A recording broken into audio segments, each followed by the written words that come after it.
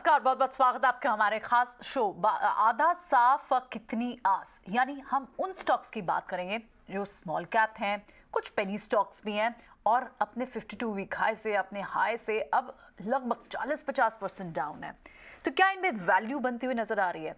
किसी टेक्निकल वजह से अगर इन स्टॉक्स में, या फिर खराब फंडामेंटल की वजह से अगर इन स्टॉक्स में आज आधी हो गई है इनकी वैल्यू, प्राइस आधा हो चुका है, तो क्या रिटेल इन्वेस्टर को इस वक्त किस तरह की स्ट्रैटेजी रखनी चाहिए? इन स्टॉक से अब भी दूर रहना चाहिए या फिर इनमें मौके ढूंढने चाहिए इन्वेस्टमेंट के?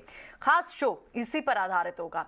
तो एक बार आपको इस शो के बारे में और बता दें, क्योंकि हम जानते हैं जिस रफ्तार से, और हम तो 18,250 के पास अब इंडियन मार्केट्स में आ गए हैं। जितने भी डोमेस्टिक ट्रिगर ग्लोबल हेडविंड्स थे उनको इग्नोर करते हुए domestic fundamentals indicators, economic indicators इतने स्ट्रॉन्ग चल रहे हैं कि आप लार्ज कैप में अच्छी बाइंग देख रहे हैं, मिड कैप स्मॉल कैप में बाइंग देख रहे हैं। लेकिन फिर भी कई सारे ऐसी रिटेल इन्वेस्टर्स की कम्युनिटी होती है जो अपने पोर्टफोलियो में कुछ स्टॉक्स को लेकर परेशान है, क्योंकि स्टॉक जो है वो 50% से ज़्यादा टूट गए हैं। और इनमें से ज़्यादातर जो स्टॉक्स हैं वो स्मॉल कैप सेगमेंट्स के हैं। और कुछ निवेशकों का तो ऑफकोर्स पेशेंस सब टेस्ट भी कर चुका होगा, लेकिन अभी भी कुछ लोग उन स्टॉक्स में बने हुए होते हैं। ऐसी एक लंबी लिस्ट ऑफ स्टॉक्स हम डिस्कस करने वाले हैं इस पूरे आधे घंटे में। कौन से ऐसे स्टॉक्स हैं जहां अब गिरावट के बावजूद भी, बड़ी गिरावट के बावजूद भी आपको दूर रहना है, और कौन से ऐसे स्टॉक्स हैं जहां पर अगर गिरावट मिल रही है तो इससे आप वैल्यू जोन में देखें और एक्यूमुलेशन की तैयारी करें। इसी पर होगी चर्चा। और हमारे साथ आज इस खास मैटर पर बात करने के लिए, इन स्टॉक्स पर अपनी एक्सपर्ट एडवाइस देने के लिए दो एक्सपर्ट्स भी शामिल होंगे।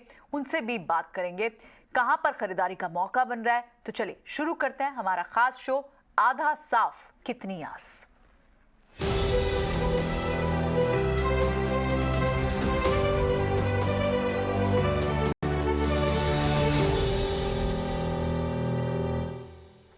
तो हमारे साथ इस खास शो में दो एक्सपर्ट्स हैं हमारे साथ। एक तो शर्मिला जोशी हैं और दूसरी हमारे साथ आस्था जैन भी हैं। आप दोनों का ही बहुत बहुत स्वागत है। Good afternoon to you ladies, स्वागत है आपका इस शो में। तो चलिए शो की शुरुआत करें। पहले एक क्विक व्यू ले लेते हैं कि कौन से ऐसे स्टॉक्स हैं जिनकी हम बात कर रहे हैं। शर्मिला से चलिए शुरुआत करते हैं। शर्मिला, कुछ स्टॉक्स की लिस्ट हम जो देख रहे थे, अब क्योंकि बहुत सारे स्टॉक्स हैं और वो पेनी स्टॉक्स भी हैं और स्मॉल कैप से भी स्टॉक्स हैं, और आप लगातार देखें तो स्मॉल कैप हो, मिड कैप सेगमेंट हो, दोनों लगातार इंटरडे हाइज बना रहे हैं। इनफैक्ट बड़े बड़े एचएनआईज के पोर्टफोलियो में जितनी पिक्स आ रही हैं, मैक्सिमम आपको स्मॉल कैप, दिग्गज निवेशक जो है बड़े बड़े स्टेक स्मॉल कैप स्टॉक्स में लेते हैं। तो ऐसे में रिटेल इन्वेस्टर थोड़ा परेशान हो सकता है। तो हमने कुछ लिस्ट ऑफ स्टॉक्स भी बनाए हैं, लेकिन उससे पहले मैं आपसे समझना चाहूंगी, आप अपने व्यू से इस वक्त कौन से स्टॉक्स को पसंद कर रहे हैं? एक एक करके अगर डिस्कस करें, फॉर एग्जांपल पॉलीप्लेक्स कॉर्प, हम देखेंगे कि अच्छी खासी म्यूचुअल फंड्स की भी पोजीशन जो है इसमें कम होती चली जा रही है बिकॉज ऑफ डिक्लाइंस हैं, रिजल्ट्स को देखकर या फिर ग्रोथ प्रोस्पेक्ट्स को लेकर कंसर्न्स है। लेकिन पॉलीप्लेक्स, क्या ये बेट ऐसी होगी जो आप ऐड करना चाहेंगे अपने पोर्टफोलियो में?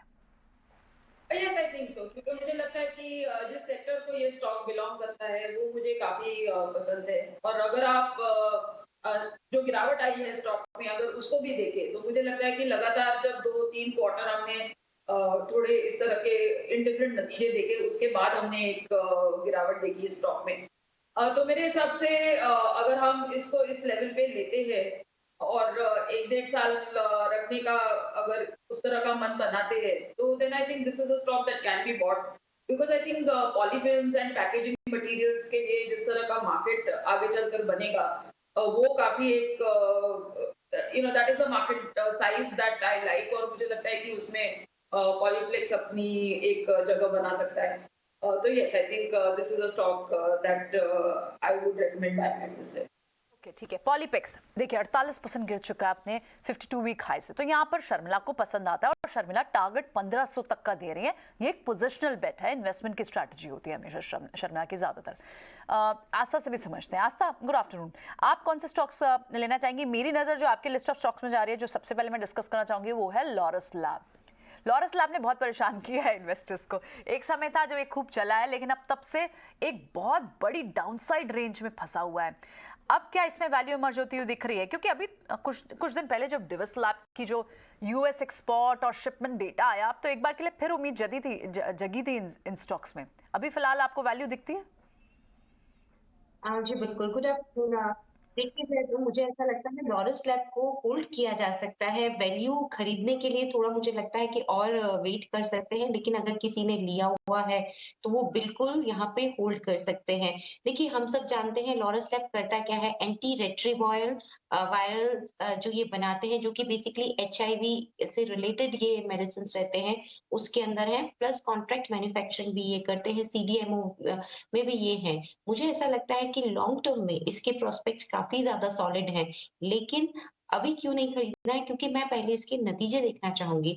यहाँ पे अगर देखा जाए तो नतीजे जो पिछले क्वार्टर के आए थे वो इतने यहाँ पे उत्साहजनक नहीं थे, बहुत एनकरेजिंग नहीं थे।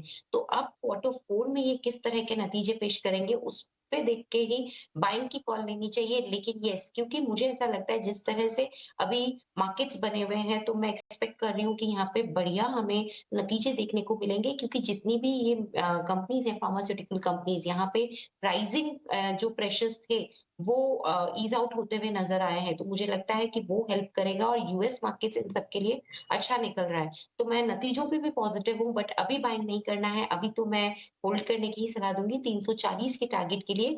लेकिन रिजल्ट्स आने के बाद इसमें बाइंग की पोज़ीशन के लिए भी ये स्टॉक रिव्यू किया जा सकता है। ठीक है, आप इसे रिव्यू बाद में करेंगी, ठीक है। अब कुछ स्टॉक्स ऐसे जिन्हें अवॉइड भी करने की यहाँ बात की जा रही है। एक स्टॉक लेकर आता है ब्राइटकॉम। इसमें भी अच्छी खासी गिरावट देखने को मिल चुकी है, लगभग 50% से ज़्यादा, इनफैक्ट 85% गिर चुका है शर्मिला ये। और इस ग्रुप पे कई सारी बातें हैं सेबी की तरफ से, अकाउंटिंग इरेगुलरिटीज़ की वजह से, डिस्क्लोजर में ओमिशंस रहे कंपनी की तरफ से, कई चैलेंजेस के बाद अब जब 85% ये गिर चुका है, हालांकि बहुत क्लियर है, जो बहुत ही फंडामेंटल्स को पढ़ता होगा उसके लिए तो आंसर भी साफ है, लेकिन एक्सपर्ट्स के मुंह से सुनेंगे तो उन्हें बेटर समझ आएगा। ब्राइटकॉम पे क्या करना चाहिए? आई थिंक तो एक चीज समझनी चाहिए वो ये है कि अगर कोई स्टॉक इतना गिरता है तो उसकी डेफिनेटली उस तरह की वजह और कंसर्न्स मार्केट को दिख रही है जिससे ये कोई भी ब्राइटकॉन हो या कोई भी स्टॉक अपने लो पर है। And I always say you know that market wisdom is complete in itself. यानी अगर आप बहुत एक अच्छी वैल्यूएशन दे रहे हो कोई स्टॉक को तो उसमें भी मार्केट कुछ ना कुछ ऐसी चीज देख रहा है जो शायद आज whether you are talking technicals और फंडामेंटल्स एकदम इस तरह से साफ नहीं हो। और अगर you know it's on the flip side तो वो भी चीज है। और एक चीज मैं ये कहूंगी कि ये भी एक स्टडी है कि अगर कोई स्टॉक 90% गिरता है तो वहां से 10% ऊपर जाता है। It's called the 90-10% rule. तो वो भी शायद ब्राइटकॉन के साथ हुआ है। तो मेरे हिसाब से कंप्लीटली अग्री विद यू कि जिस तरह के आपने रीजन सब गिनवाए कि किस तरह की बातें हुई है और जो जिस तरह के कंसर्न्स है उन सब चीजों को ध्यान में रखते हुए मुझे लगता है कि इसको डेफिनेटली आपको एक फिलहाल के लिए अवॉइड लिस्ट में डालना। एक कॉन्ट्रा व्यू भी साथ लेकर आते हैं। आप तो अवॉइड कह रही हैं, लेकिन आस्था इसे बाय करने की रिकमेंडेशन कह रही हैं। आस्था बताएं आपका रीजन। देखिए वैसे तो ये स्टॉक बहुत ज़्यादा सॉलिड बाय में नहीं है, लेकिन जो भी लिस्ट आई थी उसमें मुझे ठीक-ठाक लग रहा था। इसके पीछे का कारण है कि येस बहुत ज़्यादा डाउनसाइड देखा। देखिए 1998 में ये एक सिर्फ ग्रीटिंग कार्ड कंपनी थी, वहाँ से ये लोग डिजिटल एडवर्टाइजिंग में बिल्कुल ये फोray कर चुके हैं। स्टॉक बहुत टूट चुका है, लेकिन नतीजे वाइज़ जो इसने दिए थे इनफैक्ट लास्ट क्वार्टर के भी, वहाँ पे भी इसने दम दिखाया था। तो मुझे वो चीज़ पसंद आई क्योंकि जहाँ पे हम देख रहे हैं कि थोड़े से अर्निंग्स में प्रेशर आ रहे थे, तो क्वार्टर 3 में इसने वहाँ पे एक पॉजिटिव रुझान दिखाया था बॉटम लाइन में, तो वो एक सपोर्टिव लगता है। ऑल्दो ये क्वार्टर के नतीजे बहुत इंपॉर्टेंट होंगे, उन्हें भी देखना चाहिए, बट इतना ज़्यादा ये टूट चुका है और नतीजे पहले के भी इतने खराब नहीं थे, तो ये सब पैरामीटर्स पे मुझे लगता है कि माइट बी ये थोड़ा-सा यहाँ से और ज़्यादा चल सकता है और सिर्फ उसी वजह से मैंने बाइंग की रिकमेंडेशन दी है, लेकिन बहुत बड़े टारगेट्स नहीं है। 13, 13 एंड अ हाफ और मैक्सिमम 14 तक के लेवल्स मैं इस काउंटर पे देख रही हूँ। तो अगर बाइंग भी करें तो थोड़ा-सा कॉशियसली बाइंग करें और टारगेट्स जो मैंने दिए हैं वहाँ पे चाहे तो प्रॉफिट भी बुक कर सकते हैं 13.5 से 14 के ज़ोन में। ठीक है, मेक सेंस। अब आपको लगता है कि इतना टूट चुका है कि शायद थोड़ी वैल्यू यहाँ इमर्ज हो जाए। शर्मिला इस वक्त फंडामेंटल के बेसिस से कहते हैं कि वो रखना ही नहीं चाहेंगी, पर शायद ट्रेडिंग गेन्स के लिए आप कुछ समय के लिए पोजीशन ही रखें तो शायद आपको कोई रिकवरी ट्रेड इस स्टॉक में मिल जाए। ये आस्था का मानना है। ठीक है, एक स्टॉक है जो दोनों ने कंसेंसस से अवॉइड करने की बात की, वो है पिरामिल फार्मा। बड़ा वेल्थ डिस्ट्रॉयर रहा है ये। जब ये पिरामिल ग्रुप से डीलिस्ट हुआ, डीमर्ज हुआ, एंटरप्राइज से अलग होकर पिरामिल फार्मा लिस्ट हुआ, तो कई तरह की बातें थी। अब हालांकि अब बात अब भी आती है कि शायद इनके सीडीएमओ बिजनेस में आपको एक टर्न अराउंड दिखे और रिटेल पार्टिसिपेशन, रिटेल स्ट्रेंथ को बढ़ा करने की कोशिश कर रहे हैं। लेकिन बड़ी बात तो ये है कि वेल्थ डिस्ट्रक्टर तो रहा है। दोनों का ही एक बार व्यू समझेंगे। शर्मिला, पिरामिल फार्मा अच्छा खासा इरोड हो चुका है, क्या लेंगे यहाँ से? I think concern is not so much stock specific as much as it is sector specific. अगर आप देखेंगे पूरा फार्मा सेक्टर जैसे ही कोविड का टेलविंड निकल गया है, हमने देखा है कि पिछले 1-1.5 साल में stocks have hardly done anything. तो और जिस तरह से बातें थी इन terms of pricing pressure from the US, वो भी अपनी जगह पे थी।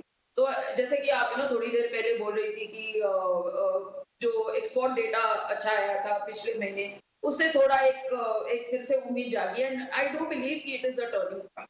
लेकिन टर्निंग पॉइंट है भी तो भी I would like to concentrate my focus and energies on stocks, और जिसमें मुझे लगता है कि आगे चलकर ज्यादा अच्छा हमें रिटर्न मिल सकता है। तो अगर हम दिग्गजों की बात करें तो लाइक सन फार्मा देयर, और थोड़े स्मॉल कैप की बात करें तो आई लाइक एन ईमी ऑर्गेनिक्स। तो मेरा फोकस इस तरह के स्टॉक्स पर होगा, क्योंकि वेरी क्लियरली मुझे दिख रहा है कि Piramal pharma, yes stock price definitely correct हुई है, लेकिन कंसर्न्स भी काफी है। आई थिंक फिलहाल में 6 यूएस एफडीए के ऑब्जर्वेशन आए, उस वजह से स्टॉक गिरा। सो आई थिंक दैट ऐसे माहौल इस तरह का है कि अगर आपको फार्मा में बेट्स लेने भी है तो भी आपको बहुत पिकी होना पड़ेगा, एकदम आपको पिक एंड चूज करना पड़ेगा कि कौन से स्पेशलिटी केमिकल्स, किस तरह का पोर्टफोलियो है, क्या आप आगे आउटलुक देखते हैं। तो really more from that perspective than really anything specific about Piramal Pharma, but for me the stock is an avoid. Very quickly राय हमारे व्यूवर्स तक पहुंच गई। उन्हें फार्मा स्पेस नहीं पसंद आता और इसीलिए फार्मा स्पेस भी और पिरामिल फार्मा के साथ अपनी कुछ दिक्कतें हैं, तो इसलिए पिरामिल फार्मा को आप अवॉइड करें डिस्पाइट ये इतना करेक्ट हो चुका है। अब आशा से एक सवाल लेते हैं। आशा, रूपा एंड कंपनी आपने यहाँ पर टारगेट दिया है 290 तक का, फर्स्ट टारगेट भी दिया, लेकिन कितने क्वार्टर से हम देखें तो इसकी वीक परफॉर्मेंस देखने को मिल रही है। आपके क्या राशनल होंगे जिसके वजह से आप इसे रेकमेंड करेंगे? देखिए, बिल्कुल आपने सही बोला, यहाँ पे वीक परफॉर्मेंस आई थी और इसीलिए मैंने बाइंग कैटेगरी में नहीं रखा, इसे मैंने होल्ड कैटेगरी में रखा है कि अगर लिया हुआ है तो होल्ड करना चाहिए। इसके पीछे का पहला सिंपल कारण है, ये बहुत ज्यादा टूट चुका है अपने हाई से, तो मुझे लगता है कि यहाँ से जो एक रिकवरी आएगी वो एटलीस्ट इसको 280 290 तक के जोन तक लेके जाएगी। दूसरी तरफ हम बात करें तो हमें पता है निटवेयर कंपनी है ये, लेकिन बिल्कुल सही आपने बोला, नतीजे अभी भी यहाँ पे प्रॉमिसिंग नहीं आ रहे। बट मुझे ऐसा लगता है गोइंग फॉरवर्ड जिस तरह से कंपनी ने यहाँ पे एक्सपेंशन प्लान्स वगैरह करे हैं, तो आज नहीं लेकिन लॉन्ग टर्म में ये वापस से थोड़ा बहुत सुधार जरूर दिखाएगा। तो किसी ने लिया है तो अभी एग्जिट करने की जरूरत नहीं है, उसको बनाए रखें, नई पोजीशन ना लें। लेकिन मेरा यहाँ पे कहना है होल्ड रखना है, एग्जिस्टिंग पोजीशन होल्डर्स के लिए ये राय है, और टारगेट इसमें रहेगा 280 290। We respect your view. आपने कहा आप इसे होल्ड करेंगे, आप इसमें नई पोजीशन नहीं बनाएंगे, और शर्मिला भी रूपा एंड कंपनी को अवॉइड की लिस्ट में ही मानती हैं, तो शर्मिला की तरफ से ये अवॉइड है, लेकिन रूपा एंड कंपनी पे आस्था का व्यू होल्ड रहने का है। शर्मिला, आपने बारबेक्यू नेशन को अवॉइड करने की बात की है और वो आस्था भी बात कर रही है बारबेक्यू नेशन को अवॉइड करने की। रीजन काफी इंटरेस्टिंग भी हो सकता है, हालांकि प्रॉफिटेबिलिटी तो लगातार घट रही है, तो क्या यही एक रीजन है या फिर ब्रोकरेज हाउसेस के व्यूज भी आप देख रही हैं जो इतना प्रॉमिसिंग नहीं लग रहे हैं? क्या रीजन रहेंगे अवॉइड के? आई थिंक बोथ, तरह से नतीजे आपने कहा कि उसमें हमने एक स्लाइड देखा है, और यस आई थिंक कि मेनली तो वो चीज, और इसलिए मुझे लगता है कि हम देख ही रहे हैं कि वेदर इट इज जो क्यूएसआर में कंपनीज है या इस तरह की बारबेक्यू नेशन है, इनमें सब में एक थोड़े बहुत नरमी आई है नंबर्स में, और उस वजह से वैल्यूएशन थोड़े महंगे लग रहे हैं। तो मुझे लगता है कि इनको थोड़ा टाइम देना चाहिए, और उसके बाद यानी इतना गिरने के बाद भी मुझे लगता है कि पी अभी भी महंगा है। तो I think that results need to do some catching up, या तो और स्टॉक गिरेगा उसके बाद ही इसको देखना है। तो ऐसे में शर्मिला कोई और स्टॉक जो आपके रडार पे आता हो ऐड करने के लिए? आपने अपनी रिकमेंडेशन में डिलीवरी को भी होल्ड करने की बात कही है। फार्मा प्लेटफॉर्म स्टॉक्स में ये जो न्यू एज स्टॉक्स निकल कर आए थे उनमें एक बार के लिए व्यू फिर से बनता हुआ दिख रहा है क्या? डिलीवरी आपने क्यों चूज किया? Yes, that's exactly the point. मुझे लगता है कि डिलीवरी में हमने देखा है कि जो गिरावट भी आई, जो जो होल्डर्स रहते हैं पहले से, उनकी जब बड़ी सेलिंग आती है तो हमने देखा है कि काफी जो न्यू एज स्टॉक्स है उनमें गिरावट हमने देखी है। पर अगर आप डिलीवरी का बिजनेस देखें और रिजल्ट्स देखें तो वो मुझे काफी ठीक ठाक लगे। तो उस लिहाज से मैंने होल्ड कहा है, क्योंकि यहाँ पर जब सेलिंग थम जाती है और वैल्यूएशन थोड़े रियलिस्टिक लेवल पे आ जाते हैं, तब ये शायद स्टॉक इंटरेस्टिंग होगा देखने के लिए, because logistics, courier delivery, courier services, I think that's a business जिसमें काफी ग्रोथ हो सकती है। तो उस लिहाज से ये मेरे लिए होल्ड है। ऑल राइट, आपके लिए ये होल्ड रहेगा डिलीवरी। ग्लैंड फार्मा आस्था को पसंद आ रहा है। अब यहाँ से आस्था कहते हैं इसे होल्ड करें, टारगेट भी उन्होंने ऊपर का 1510 का दिया है। लेकिन आस्था लगातार आप पिछले कई क्वार्टर से देखें तो यहाँ पर भी कोई रिजल्ट बेस है, क्योंकि बाजार तो अर्निंग्स को क्रेडिट मानता है। अगर अर्निंग्स अच्छी हैं तो वो स्टॉक अच्छा है, लॉन्ग टर्म में तो यही प्ले करता है अभी। और कई सारे खबरें हैं इसमें कि प्रमोटर भी अपना स्टेक बेचने की कोशिश कर रहे हैं, बात हो रही है बार बार लगातार। तो आपने ग्लैंड फार्मा को क्यों चूज किया? देखिए, इसके पीछे एक ही कारण मुझे लगा जिसकी वजह से मैंने चूज किया है, वो है कि सेक्टोरल जो टेल विंड है वो शायद इसको हेल्प कर सकती है, क्योंकि जो इंजेक्टेबल्स है जिसके अंदर ये है वो मार्केट ग्रू करा है यूएसए के अंदर, और जो बाकी के भी इंजेक्टेबल्स कंपनी है वहां पे भी हमने देखा है कि सेल्स में ग्रोथ हमें देखने को मिली है। तो मुझे लगता है कि ऑल्दो कंपनी को यहाँ पे काफी प्राइसिंग प्रेशर फेस करना पड़ा था, लेकिन जो ये एंट्री कर रहे हैं इंजेक्टेबल्स में, ये एक पॉजिटिव हो सकता है और ये कंपनी को कहीं ना कहीं सहारा देता हुआ नजर आ सकता है। तो just on that basis again मैंने बाइंग का रिकमेंडेशन इसमें भी नहीं दिया है, क्योंकि बहुत ज्यादा पॉजिटिव मैं नहीं हूं इस पे। लेकिन अगर लिया हुआ है तो मुझे लगता है कि अगर कुछ सेक्टोरल टेलविंड हेल्प कर गए तो ये कंपनी यहाँ से ऊपरी स्तर थोड़े दिखा सकती है, जैसे कि 1500 1510, तो वहां पे निकलने के मौके अच्छे मिलेंगे। तो अभी किसी ने लिया है तो वो होल्ड रखें, अभी नुकसान में ना निकले। अगर नुकसान भी हो रहा है तो नुकसान में ना निकले, और 1500 1510 के जोन में एग्जिट करने के लिए मैं राय दूंगी। अगर किसी ने यहाँ पे मतलब बाइंग किया हुआ है तो वो तो कंटिन्यू कर ही सकते हैं 1510 के टारगेट्स के लिए। So overall it's a hold, it is not a buy, और 1510 मुझे लगता है वहां तक जाने की क्षमता ये स्टॉक रखता है। अग्री विद यू पार्शली आस्था, क्योंकि फार्मा स्पेस आप देखें ना तो उसमें कुछ ट्रिगर्स तो हैं, कहीं ना कहीं तो आपको इसको रीलुक करना होगा नए नजरिए से। आप देखें तो कितने क्लिनिकल ट्रायल्स बढ़ते चले जा रहे हैं। सीडीएमओ बिजनेस एक another important factor to watch है, और आप ये इंजेक्टेबल बिजनेस का भी बता रही हैं, ठीक है, ग्लैंड फार्मा।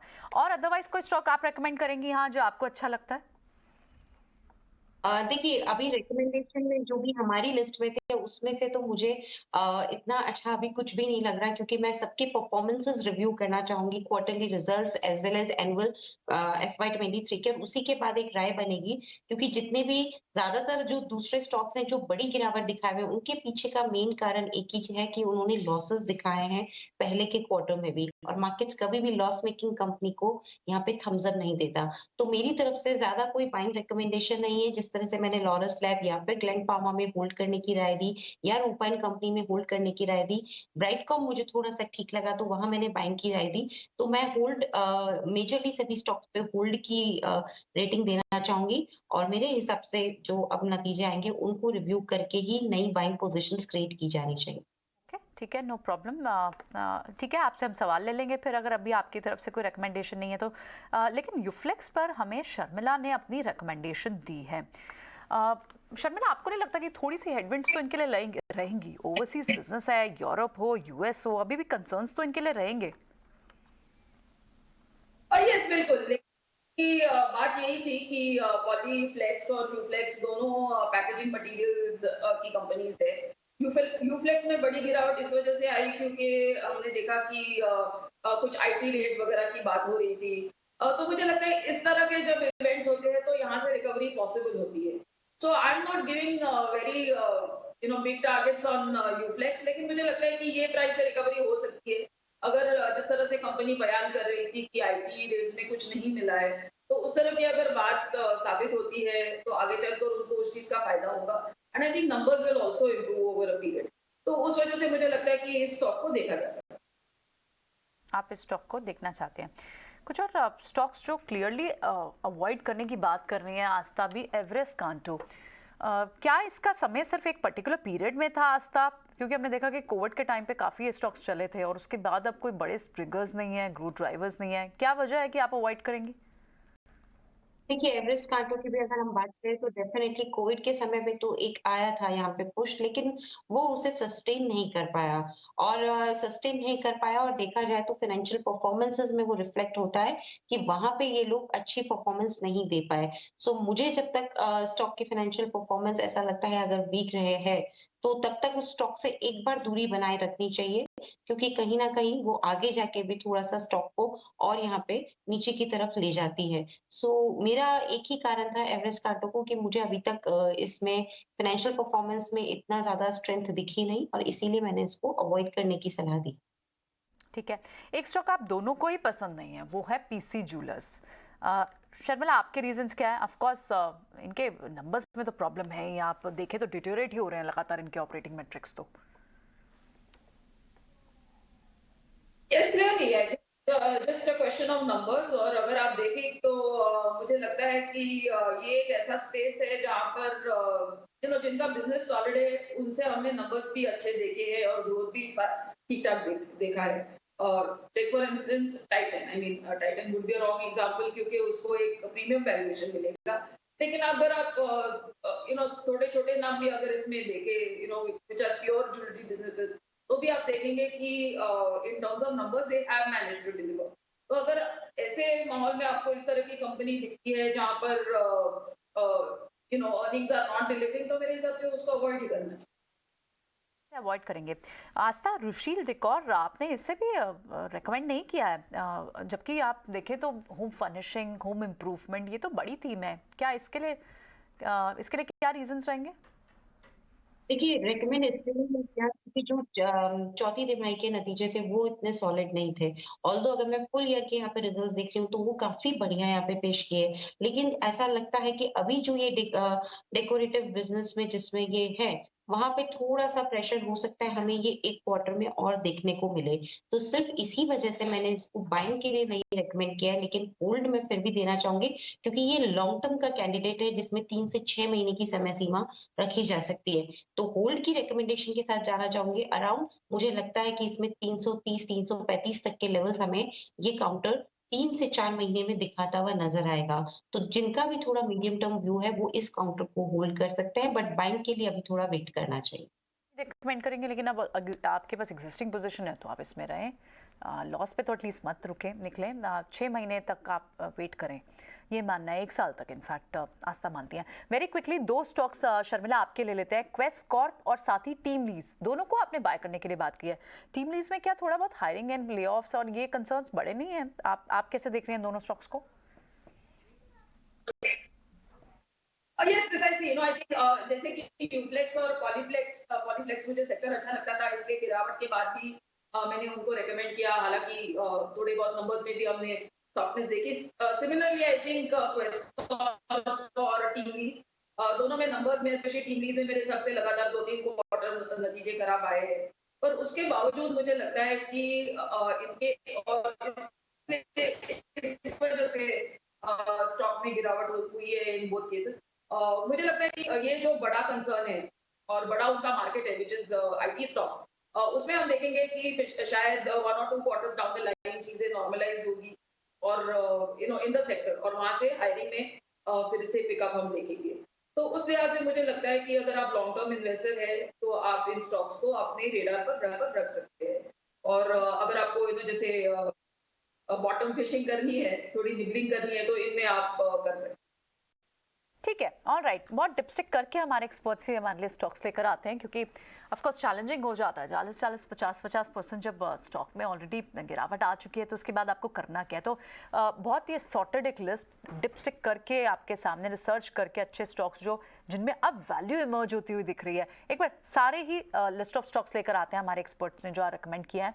पहले आस्था के लेकर आते हैं। शर्मिला से हमने कई सारे स्टॉक्स लिए, एक बार आस्था का रिकैप कर लेते हैं। आस्था को रूपा एंड कंपनी होल्ड लगता है। इसमें वो दो चीज़ें दे रही हैं, कई जगहों पर वो रेकमेंड बाय नई पोजीशन का भी कर रही हैं, अदरवाइज जो ऑलरेडी फंसे हुए हैं उनको कह रही हैं अभी आप कुछ समय रुकिए, इसमें आपके रिकवरी ट्रेड्स आ जाएंगे।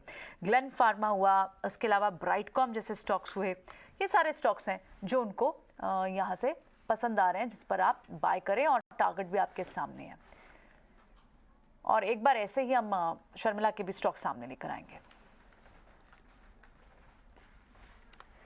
ऐसे अगर आप शर्मिला के स्टॉक्स भी देखें तो उन्हें यूफ्लेक्स पसंद आ रहा है, टारगेट भी है 479 का। पैकेजिंग कॉस्ट हालांकि कंसर्न तो है, लेकिन उन्हें वैल्यू दिखती है यहाँ पर। क्वेस्ट कॉर्प जैसे स्टॉक्स हुए, पॉलीप्लेक्स जैसे स्टॉक्स उन्हें पसंद आते हैं। लो हायरिंग है, हाई ले ऑफ्स का ट्रिगर है, लेकिन टीम लीज जैसे स्टॉक्स उन्हें पसंद आते हैं। और साथ ही दूसरे कुछ स्टॉक्स जो हैं उनमें प्लेटफॉर्म स्टॉक में, न्यू एज स्टॉक में डिलीवरी का काउंटर भी पसंद आता है। चले, बहुत बहुत शुक्रिया आप दोनों का ही, आज आपने समय दिया ये सारी रिसर्च में हमें, हमारे व्यूअर्स के लिए सारे रैशनल और डेटा पॉइंट्स लेकर आए आप। बहुत बहुत शुक्रिया। मुझे दीजिए इजाजत।